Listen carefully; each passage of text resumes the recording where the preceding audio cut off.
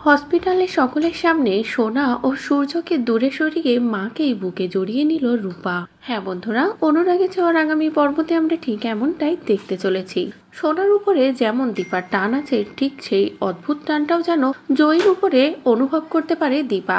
দীপার বারবার মনে হয় জয়ী তার খুব কাছের, আর আজ যখন জয়ীর জন্য এত বড় কিছু একটা করার সুযোগ পেল দীপা, তখনই আর দীপা না করলো না। ফুড কম্পিটিশন জিতলে 15 লক্ষ টাকা পাবে দীপা। এটা ভেবেই দীপা বলে, আমাকে জিততেই হবে যে কোনো প্রকারে, তাহলে জয়ীর চোখটা আমি ঠিক করতে পারবো। জয়ীর জন্য আমার এটা করতেই হবে। যে কথা শুনে সাক্ষ্য স্যারও খুশি হয়ে যায়। তারপরে দীপা এমনকি সকলে মিলে জয়ীকে নিয়ে হসপিটালে যায়।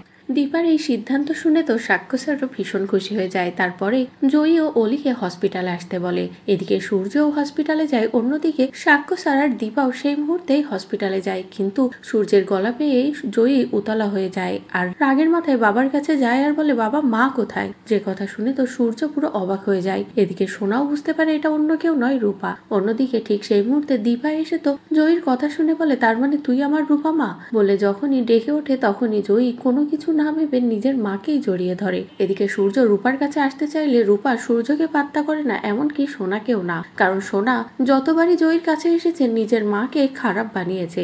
এটা ভেবে জয়ী সোনাকেও পাত্তা দেয় না। তো বন্ধুরা, এবার যদি সত্যি এমনটা হয়, নিজের বাবা এমনকি সোনাকে দূরে সরিয়ে রূপা শুধু মাকেই কাছে টেনে নেয়, তাহলে সেটা দেখতে তোমাদের ঠিক কেমন লাগবে কমেন্ট করে জানাও। পরবর্তী আপডেট পেতে চ্যানেলটি সাবস্ক্রাইব করো।